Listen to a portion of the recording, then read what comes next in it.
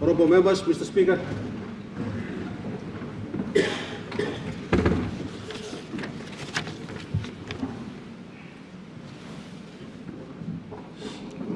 Honourable members, the Honourable Member for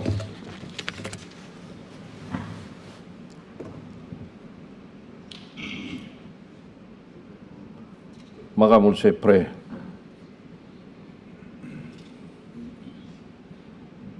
Our Father in heaven, we give you this honor and praise and glory back to you. Today, we play sanap lo display house, makimol mana Mary, lo display country. Mi pla inol man lo heaven di come up member lo display house. Mi pla man Mary blow ground. Mi pla gat aswa. But you makim mi pla lo lidim o people lo display country. O sana papa, one makim blow you lo mi pla you see mi pla today. Lo mi pla can talk lo heavy lo display country. So sit down blongol man Mary and by behind him like nothing thing blow you. Papa mi pla committee display day go lo hand blow you. O semna mi pla gata la bungi mouse na walking big pla prayer Jesus been line him all disciple. Our Father in heaven, be done. Give us this day our daily bread.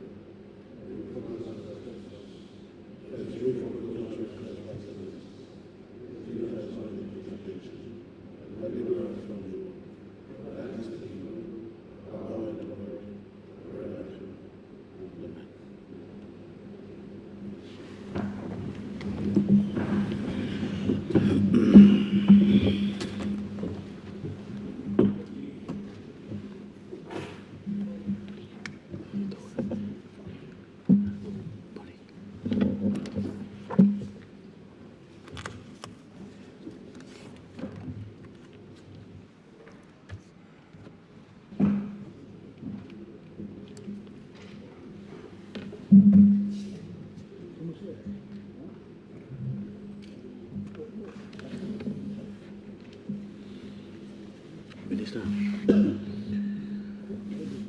member belum tahu siapa.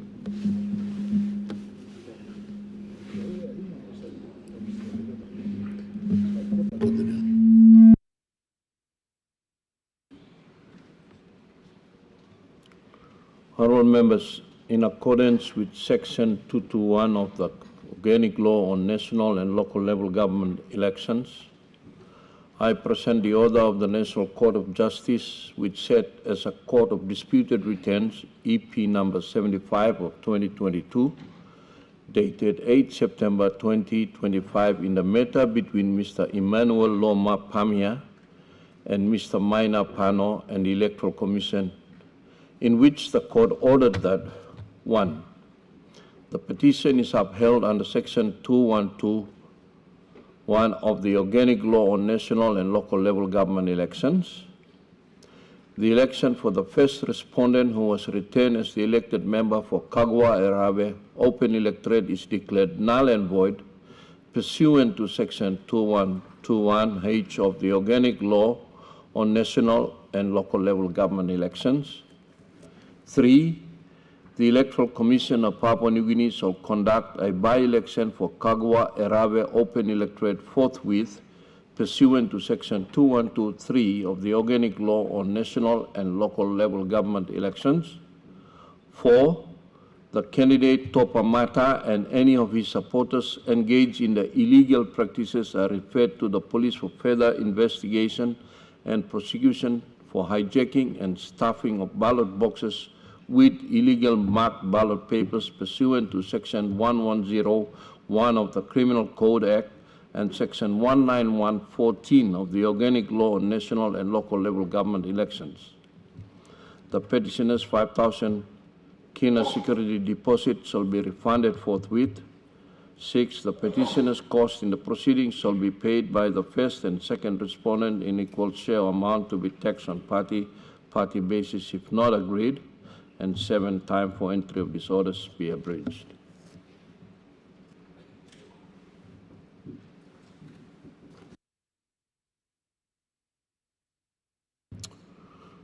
Honorable members, I have to inform the Parliament of the death of Mr. Luther Wenge on the 13th September 2025. He was first elected to the 6th National Parliament in 1997 general elections, re-elected to the 7th National Parliament in 2002 general elections, 8th National Parliament in 2007 general elections, and elected again to the 11th National Parliament in 2022 general elections as the provincial member for Morobe. During those terms, he served as member of the Parliamentary Referral Committee on Foreign Affairs and Trade, Deputy Chairman of the Parliamentary Referral Committee on Industry and Industrial Relations from July 1997 to July 1998, member of the Special Committee on Social Development, that's Education and Health, from November 1998, Permanent Parliamentary Committee on Plans and Estimates from November 1999, and Special Committee on Provincial and Local Level Government Reforms from June 2000. He was appointed Deputy Chairman of the Parliamentary Referral Committee on Education from 18 September 2007, member of the Permanent Parliamentary Committees on Law and Order, Pensions and Retirement Benefits and Standing Orders from 24th of August 2022. Chairman of the Select Committee on the Ombudsman Commission from 9th August 2023, and member of the Special Committee on Child and Youth Wellbeing from 29th of May 2025. He also served as the Chairman of the Momase Regional Governors Council from 1997 to 2003, and launched the People First Party on 7th August 2001 in Ley, Morobe Province.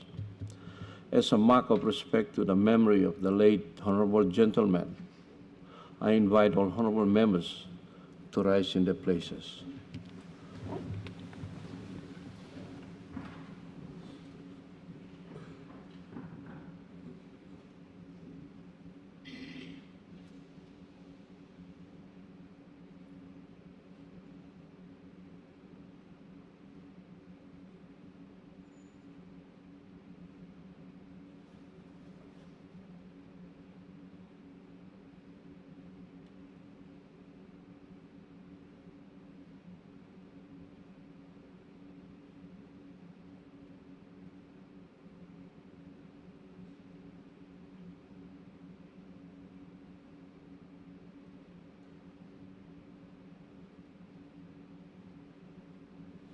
I thank the Parliament.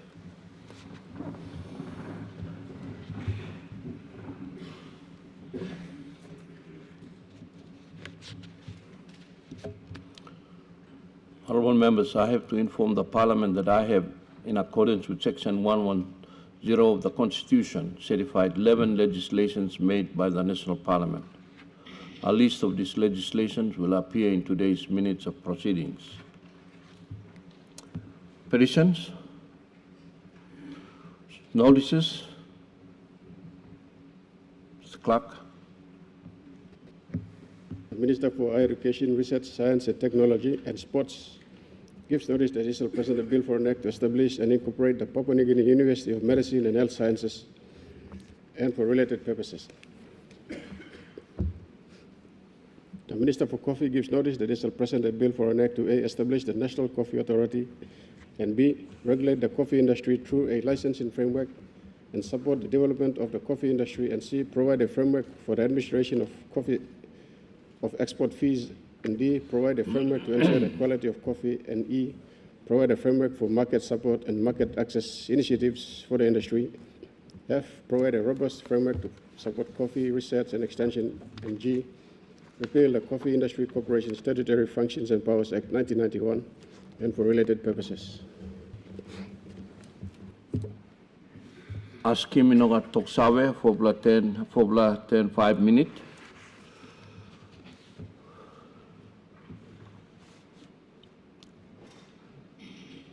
Honorable Opposition Leader. Thank you, Mr. Speaker. Question blomi milaik Toromoyo Semgolo, Minister of Law Health, milaikim Prime Minister, Deputy Prime Minister, no other minister will take note.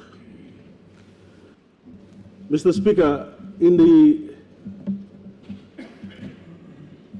in the last 2 to 3 weeks, there has been critical shortage of medicine right throughout the country, medical drugs.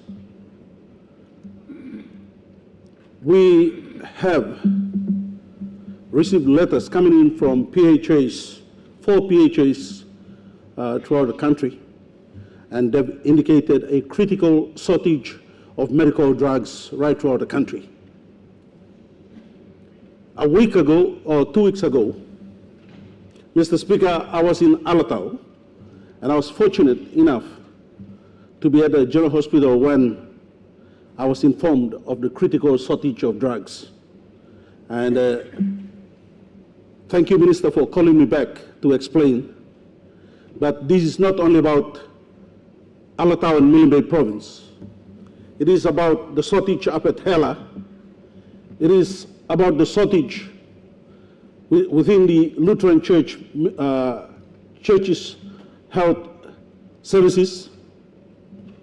And it is about shortages in all the regions of Papua New Guinea. Mr. Speaker, there are a lot of deaths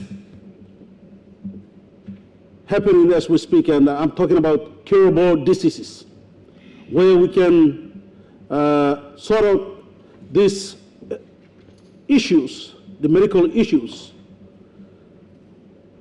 There is a greater need for urgent attention, not only from the minister and his secretary, but from the government as a whole.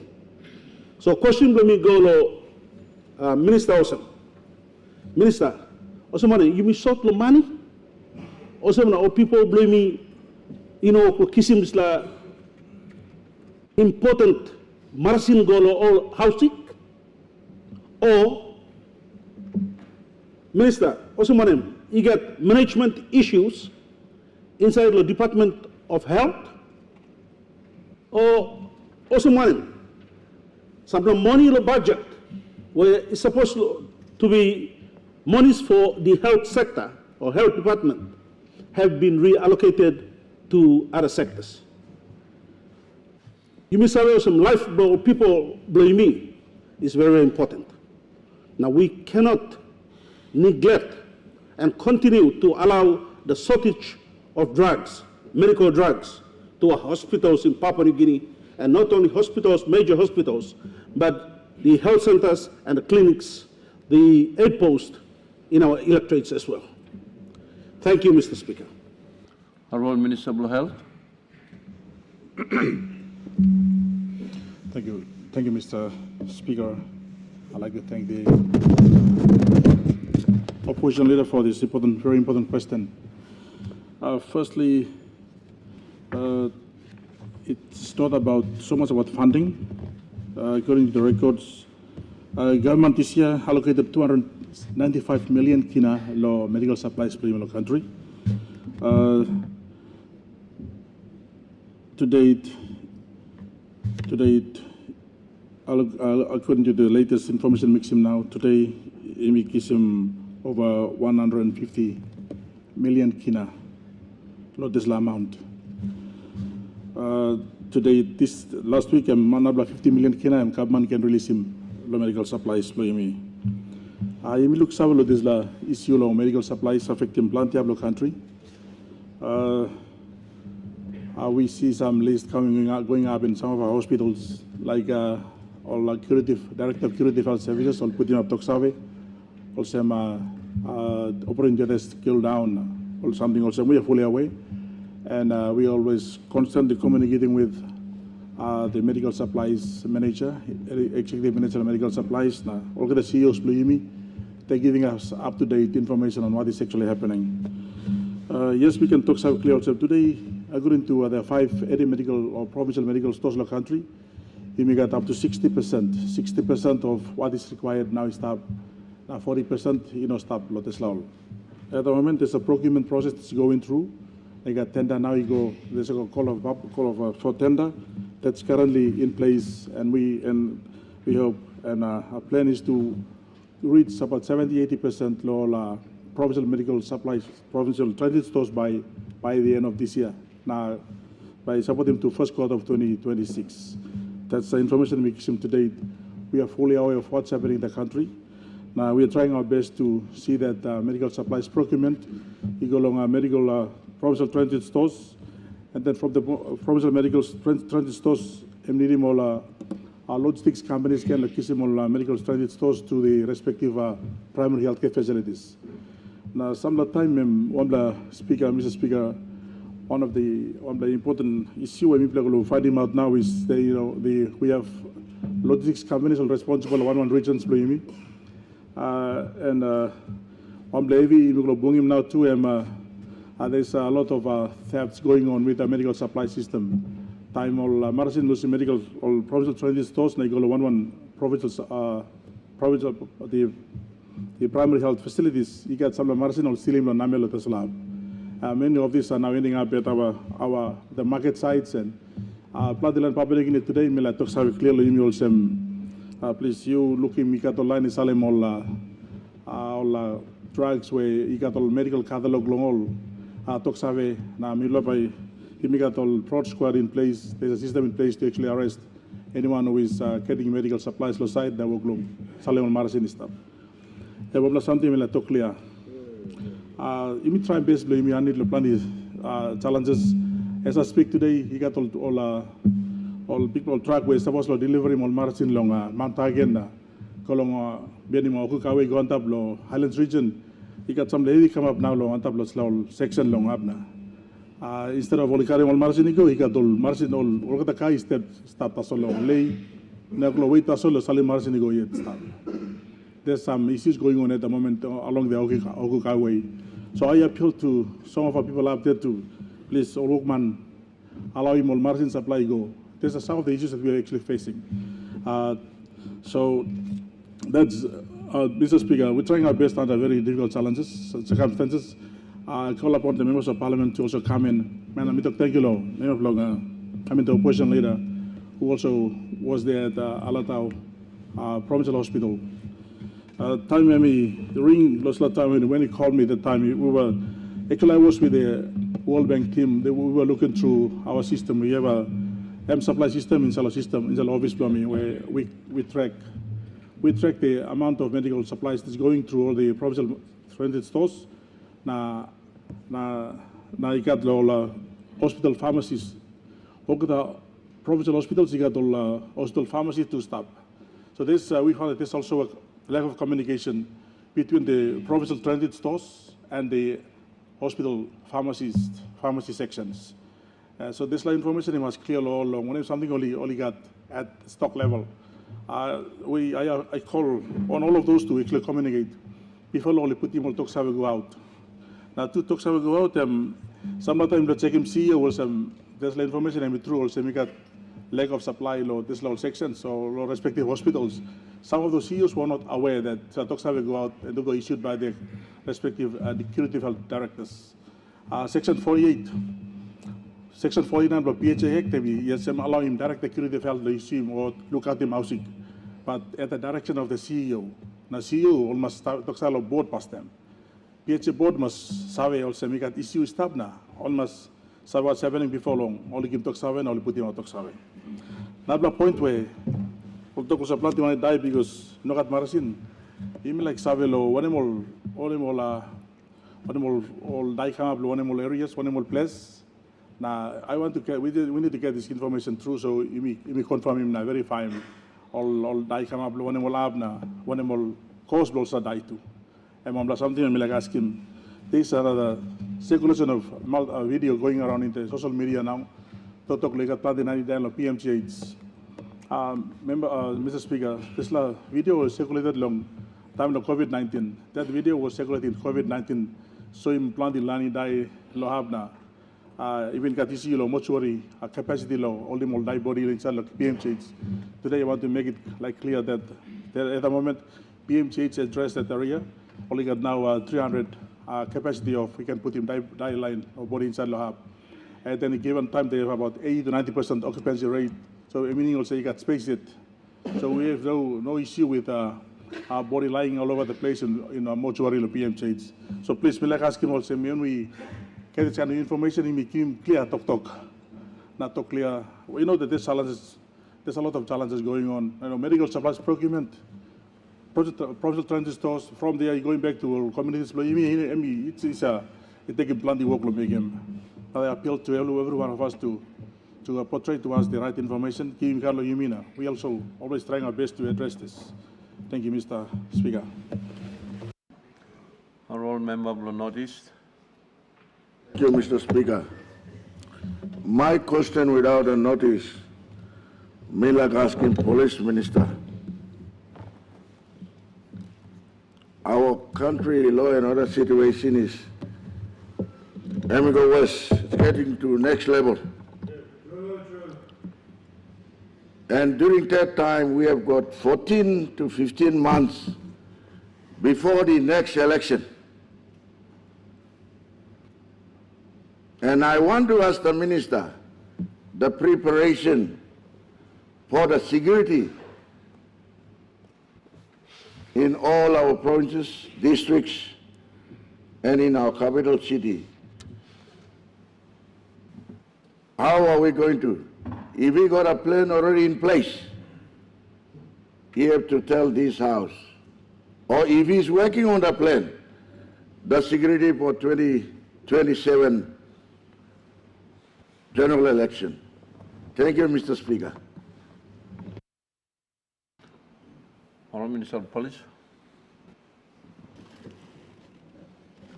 Thank you, Mr. Speaker. And I thank our good honourable member for Moresby North East, Honourable John Kaupa.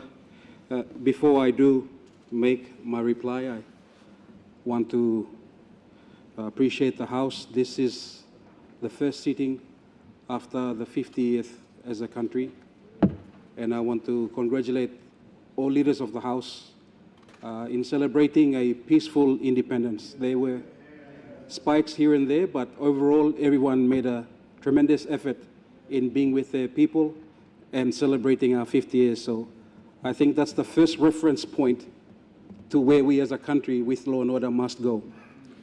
If the 50th anniversary was an indication of our country and who we are, we must maintain that as we go in the next 50 years. So I want to appreciate all of us in the efforts behind law and order.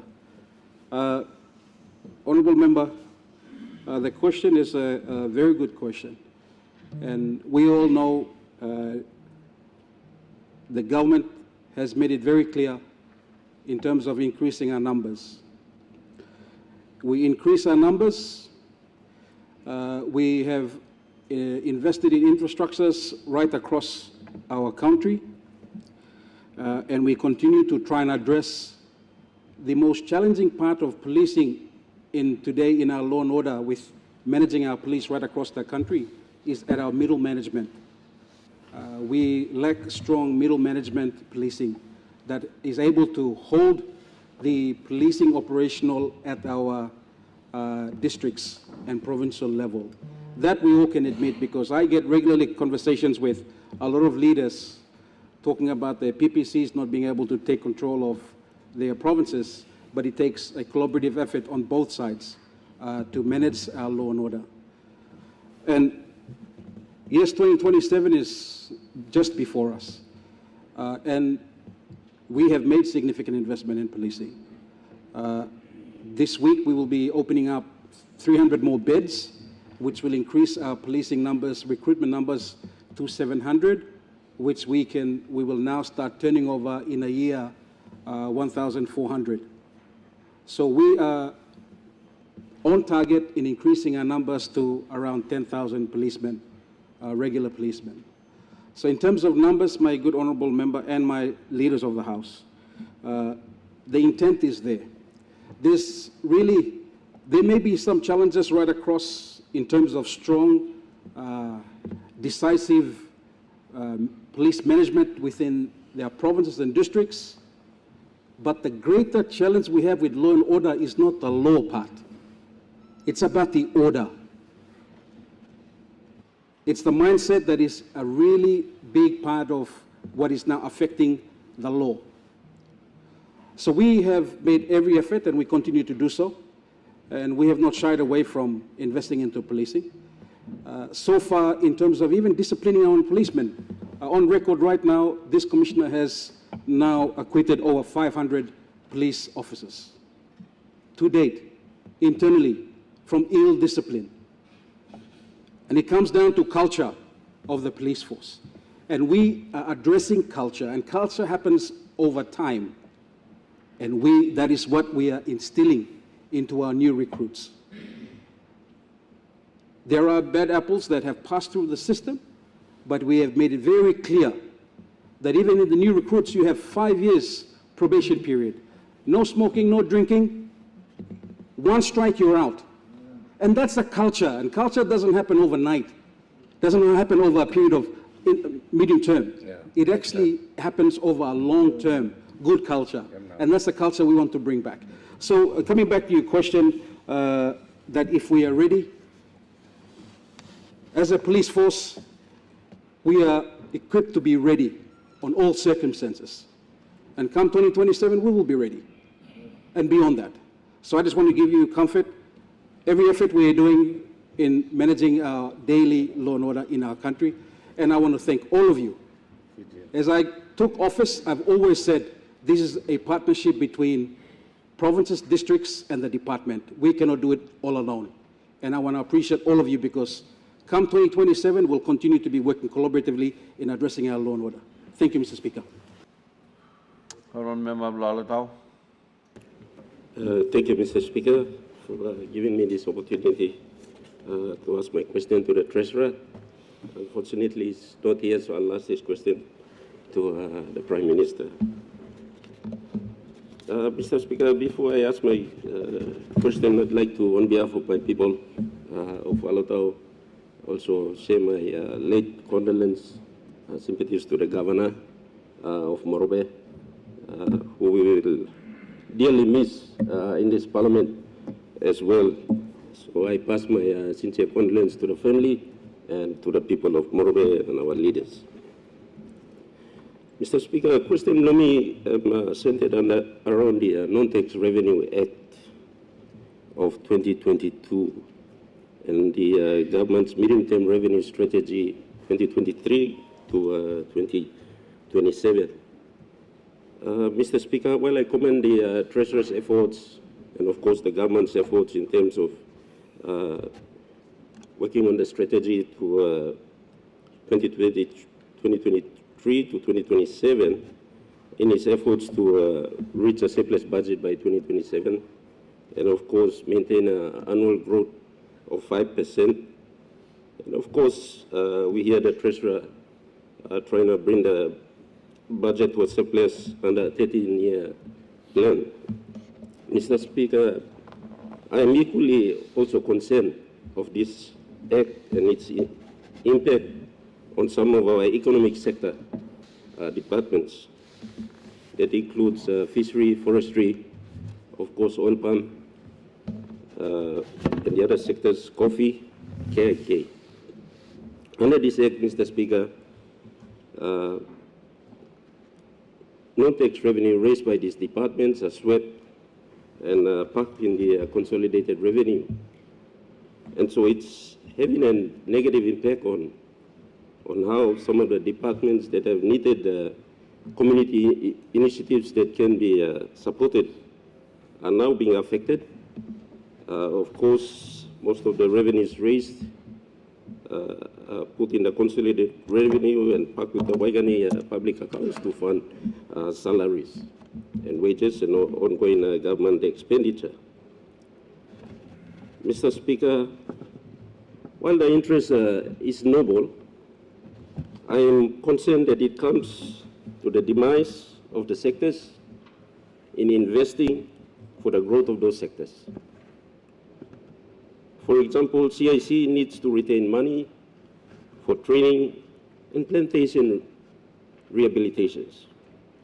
KK also needs revenue to also rehabilitate plantations, training programs, oil palm levies, even our log levies.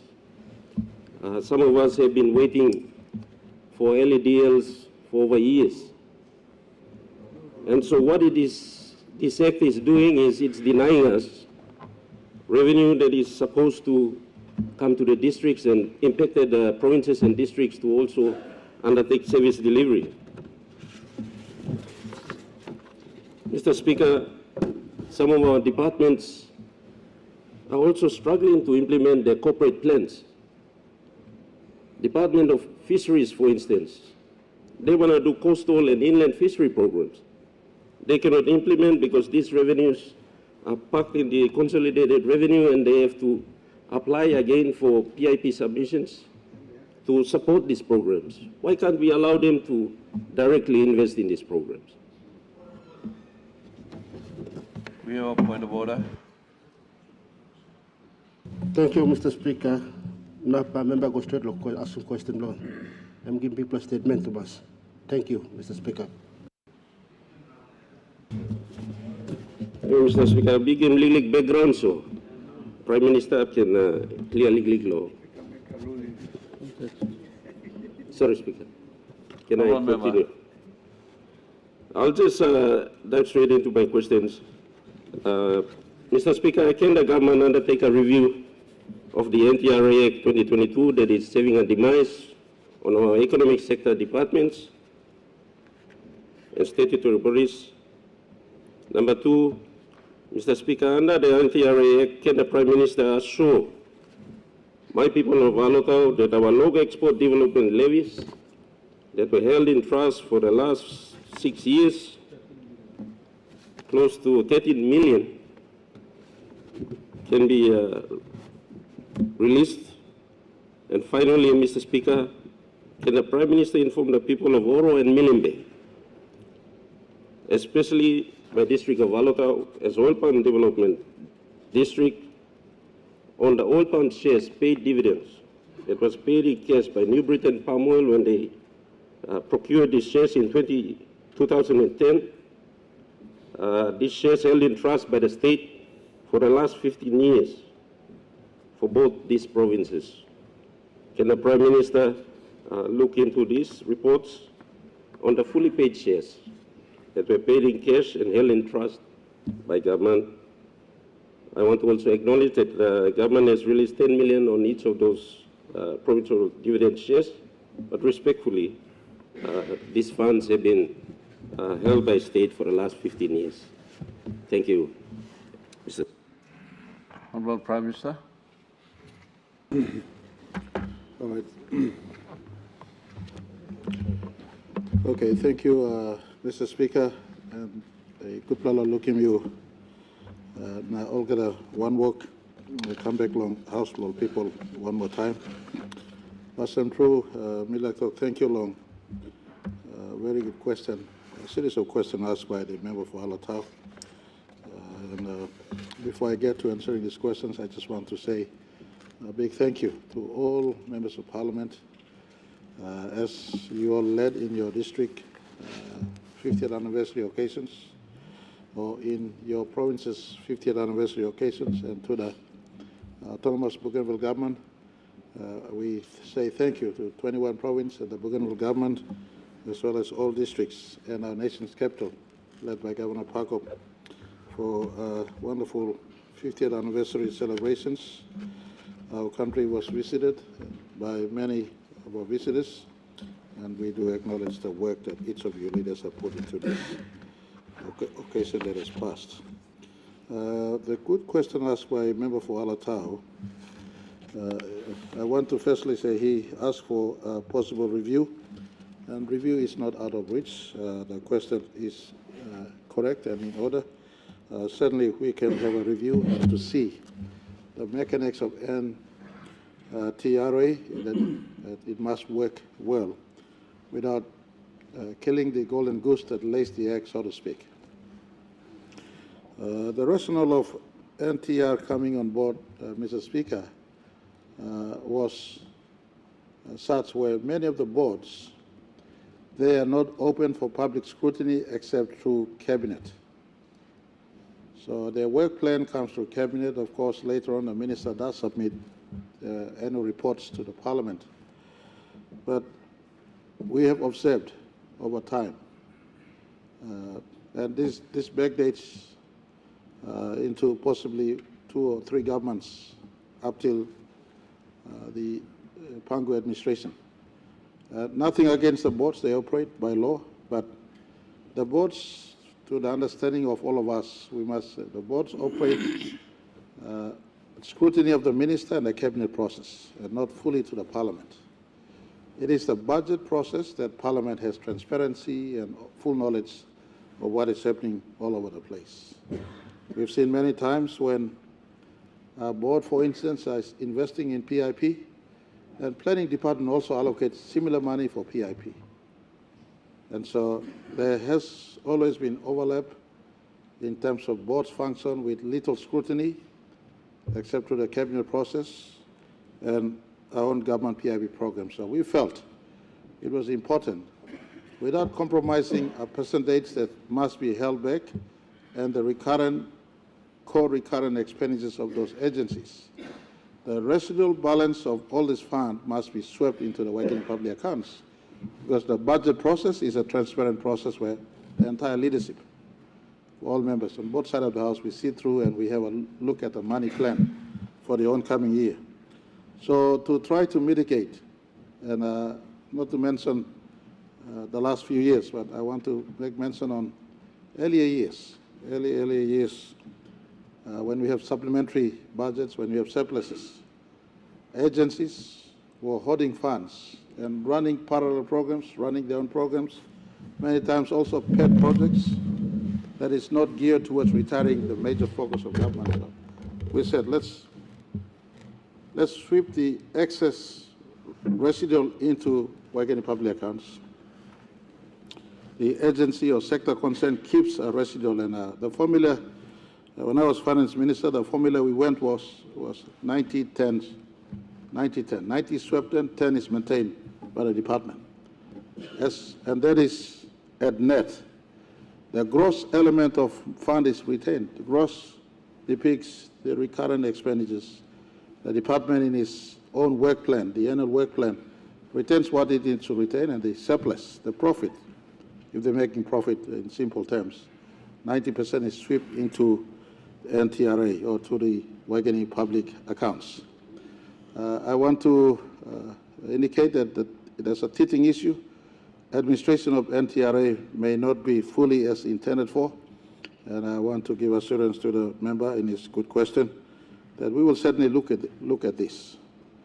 And I still hold view, and our government policy view still stands, that the excess, the balance, the windfall, the profit, 90% must come to working public accounts. It's not only in the statutory bodies like fisheries and forestry and the agriculture sector agencies, also for the Kumul companies, Kumul Mineral, Kumul Petroleum. They must support in the first instance the budget support, the working public accounts, the residual to keep those companies or those statutory bodies running is maintained. I want to give assurance that an NTR review is being undertaken, in fact, and for us to really finalize this so that we don't kill the golden goose that lays the egg. It is still laying the egg, but the windfalls not kept at the board. Supermajority at 90% comes to working public accounts, support the national development agendas instead of controlled by boards at their own level, sometimes funding parallel programs, sometimes doing things without full scrutiny of the entire parliament, except themselves and the structure that they report to. So the intention was good and is good. It's just the administration of this intention to make sure we don't sabotage the sector concerned, the agencies concerned, the statutory body. They are at work. For instance, National Forestry Authority, that the LEDL must not be compromised. It is an entitlement due to landholders and provinces concerned. So in respect to his second question, I will get my office to ascertain. If it is 13 million kina owing to the Alatau district, then certainly that fund must be found at the earliest and to be remitted to the district concerned. The forestry districts are entitled to their own revenue as much as the oil and gas district or the mining districts that are entitled to revenue that is provided for by law and in agreement. I want to also, in this last question, on the Oro Million Bay shares in the oil palm share purchase, I want to apologize to the people of these two provinces if the payment has been delayed. The sale transaction was facilitated in 2015. Money has come in since 2015. The first payment was done, I think, under this government's administration. 10 million each has gone to the two provinces, I think 1 or 2 years ago. I'll confirm in terms of my records is concerned. The balance is owing, and we will ensure we avail that as soon as practical, and the two provinces will, of course, receive their share of funding. If there are discussions, especially around Oro province, as to how we should give this funding, either in cash or kind. There are also proposals being thrown around on some of the state assets in this province, especially in an endeavor to make provinces become economic centers, self-sufficient, self-reliant, doing things they have to do. And so we're looking at other ways, but all in all, having said this, about 40 million kina is owed to the two provinces.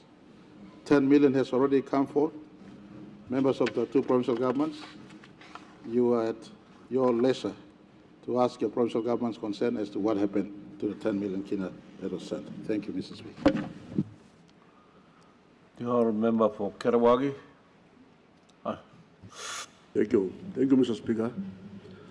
I thank you for recognizing the people of Karawagi. I want to direct my question without notice to the Minister for Justice and Order General on the delay of the election petition case for Kundia Gembo open electorate.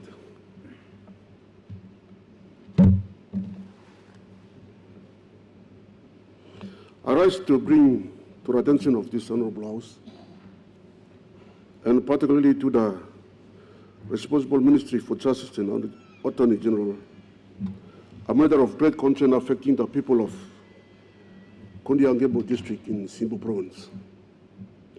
Mr. Speaker, it has come to my notice or attention that the election petition case for Kundiangebo open electorate has been delayed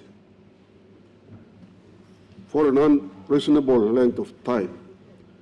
This delay has left the people of Kundiangebo without a stable and effective political representation, resulting in serious disruptions to service delivery, dollar programs, and district administration. Mr. Speaker, the people of Kundiangebo continue to face challenges in accessing basic government services because of this prolonged legal process. District service improvement and other programs, government initiatives have been stagnant, leaving communities frustrated and development efforts at a standstill. The right to timely justice and political representation is the cornerstone of our democracy. Prolonged judicial delays not only deny justice to those individuals but also punish the innocent public who depend on effective representation in this Honourable House. Therefore, Mr. Speaker, I respectfully call upon the Minister for Justice and Order General and the Chief Justice to take note of these situations and to advise this Honourable House on number one, the reason for the continued delay in hearing and determining the election petition case for Kundiangebo open. What measures have been taken, number two, to ensure the prompt resolution of this case? What mechanism can be put in place to prevent similar delays in future election-related matters that impact service delivery and governance at the district level?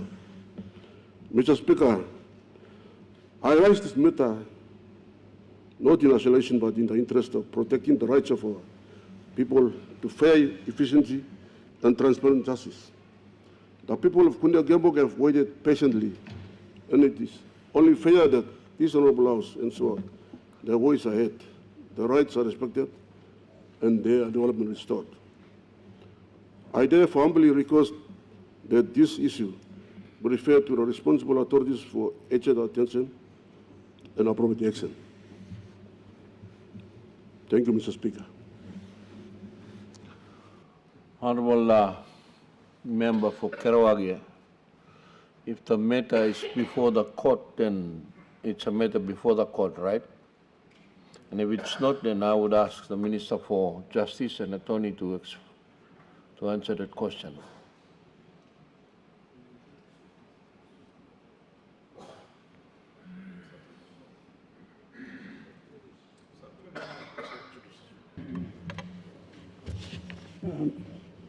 Thank you, Mr. Speaker.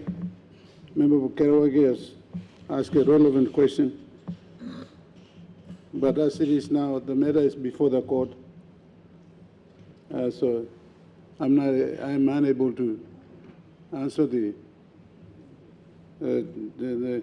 questions that you need, and I'll find out with it. So we leave it to the justice system. Thank you. The Honourable Member for Suave. Thank you, Mr. Speaker, for recognizing the people of Chuave. My question, without notice, goes to the good Prime Minister. Mr. Speaker, just last week, in quite a remarkable admission, the Prime Minister admitted that in the last 6 years, 56 billion of public money, taxpayers' money, had been spent with no results. This was a total indictment on the Marape government, Mr. Speaker. Now, my question specifically to the people of Simbu and Chuave, the Simbu provincial government, Mr. Speaker, has received 8.8 million kina in functional grants for 2025. It's due 34 million. That means that in the last 3 quarters of the year, 9 months, this government has just given Simbu provincial government only 25% of what it's due. 25%, Mr. Speaker. This is unacceptable. Yeah. I've heard so much lip service in here. You've been playing around with the people of Simbu and treating us like second-class citizens. I just want to know from the Prime Minister, Mr. Speaker, 1, when is Chuave going to receive the full DSIP? And that's a crummy 10 million kina, Mr. Speaker. We've been completely marginalized because this government has weaponized the budget. When is Simbu going to receive their full functional grant? When is Karamui going to get their road, Mr. Speaker? And all these promises that we've been promised by the Marape government. Simbus, we are not second-class citizens, Mr. Speaker. We are not. We want equity in the budget, we want equity in budget implementation, and we want honesty in implementation. So when I called out the Prime Minister, he said that Chuave had received so much money. Mr. Speaker, I want the Prime Minister to also ensure that his Treasurer and his Finance Minister publish the expenditures. Publish so that the country can see what districts have received what funding from all this money that is just vaporized.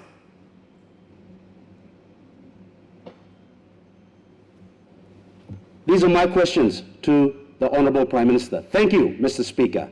Please, look Sawil Simbu. Honourable Prime Minister. All right, thank you, Mr. Speaker. I want to say thank you to the member for Suave for asking an important question that ask whether we've been fair on all districts or not. I want to place on record that this government, since 6 years in a row, we've tried our utmost best to be fair to all districts and all provinces right across our country. Yeah. If we were not fair, this year the Suave district would not have received 7 million kina transferred to the district to date. If we were not fair. All members in the opposite side knows also that they've received, at minimum, over 50% of all DSIP allocations to date. Some have received infrastructure grant component, Some have also received Kina for Kina policy grants. So long as they are complying to government policy under MTDP 4, then those grants are also transferred to those districts or those provinces. The 56 billion Kina that I made reference to, Mr. Speaker, does not include recurrent component.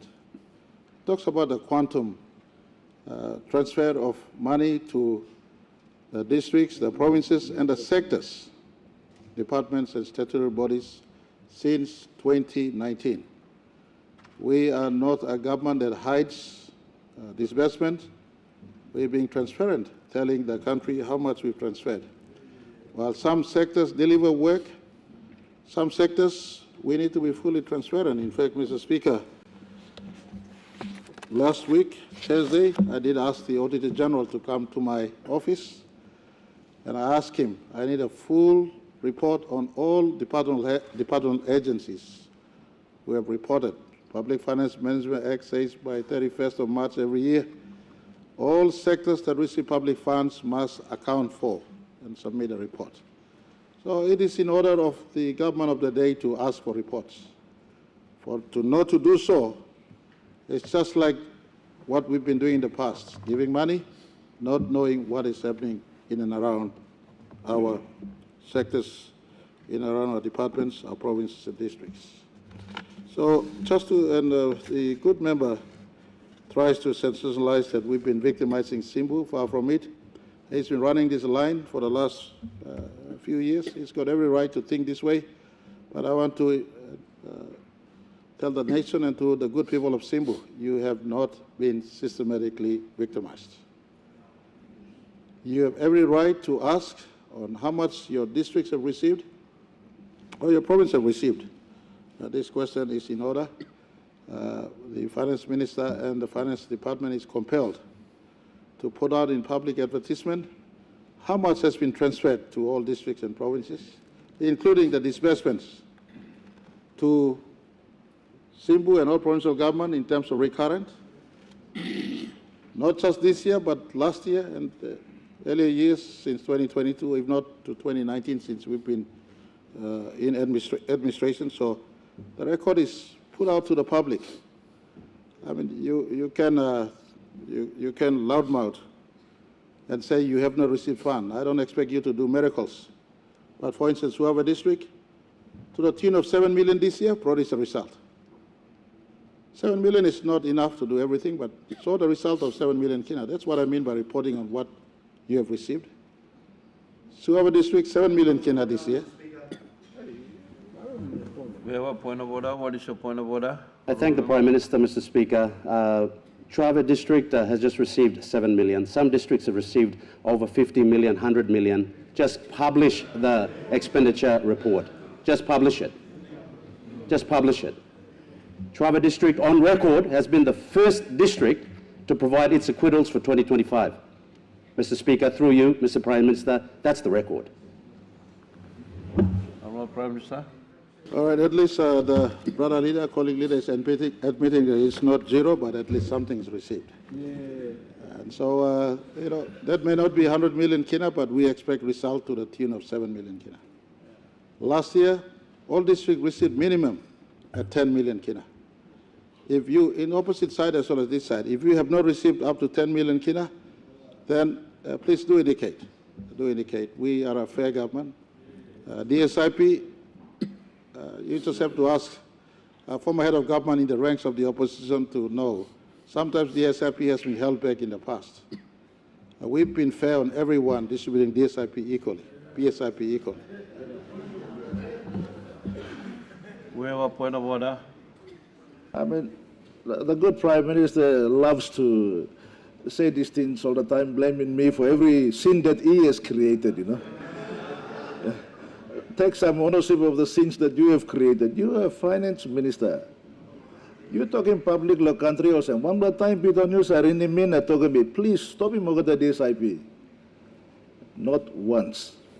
So please, enough lo talk gaman, misleading talk amasim tintin blolman. Osem gaman blow health minister too. Lo talk about some money come na marasin no stop. There's no proof. Stop the lies. And own up to say, yes, we play in a war game, so we will do it. That's what we expect you to say. Thank you, Mr. Speaker. Honourable Prime Minister. Mr. Speaker, you have no rule whether it's a point of order is in order or out of order, Mr. Speaker. Honourable Prime Minister. All right, Mr. Speaker, I just thought we resuscitate the life into this afternoon in Parliament. And it takes one to know a one.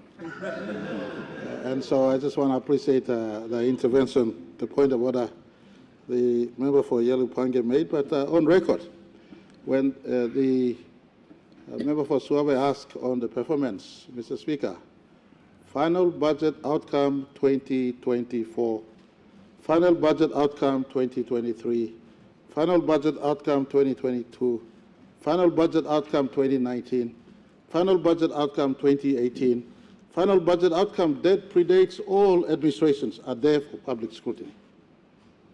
Final budget outcomes affirm to the people's house and the country how our government has delivered on their commitment in as far as our budget bills were concerned. Now, I don't need to tell all of you how we've delivered. Just look at the final budget outcomes of all these years and make comparison whether we have remitted funds to provinces or districts or the sectors. This crucial, transparent document called final budget outcome of all years that Treasury provided on the floor of Parliament every year as required by law is there for all of us to ascertain and appreciate the disbursements. But the question the member for Suave asked is in order. We need to indicate as to which district and provinces and departments have received what. The 56 billion kina I made reference to, the questions on Connect PNG, whether it's bearing result, the questions on state enterprise, whether it's bearing result, the questions on education, health.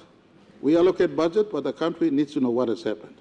We've set up the National Monitoring Authority, not to reinvent the wheel, not to be in the face of sectors, but at arm's length. Right now, as I speak, NMA will not be out there checking, but we are engaging Deloitte. We are engaging the audit firms to get out there and follow the money trail, so to speak, so that the country knows year in, year out, Treasury passed budget, funds disbursed, but we need to get into a system where we are following the money trail, so work is happening. The people across our country see what is happening. So I want to really close this time. I can't take up much time. I thank the member for asking the questions. To my knowledge, the last 3 years, Suava district has picked up a little over 40 million kina. This year alone, 7 million kina to date. Last year, minimum 10 million kina transferred. Simbu is not targeted. Karamui Road that he made mention, my government, under our watch, to date since 2019, have allocated close to over 50 million kina. But districts want to do their own road, provinces want to do their own road, and so I've made intervention now, Works Department last certain, which is the key, easiest, quickest economic road to get from Karamui into Kundiawa. And so, please, members concerned, if you have your preferential roads, we could keep on supporting. And it's not only happened under this term of Parliament, but last time we started the allocations.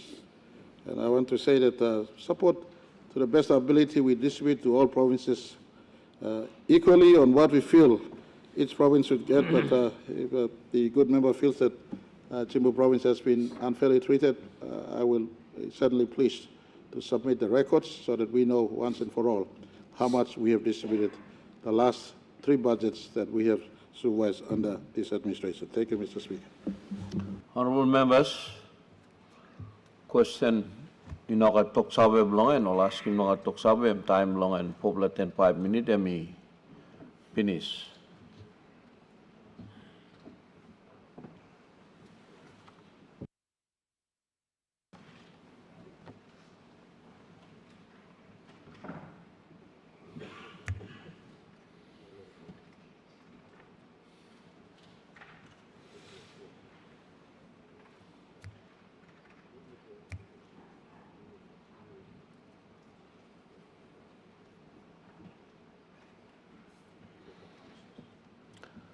Leader of Government Business.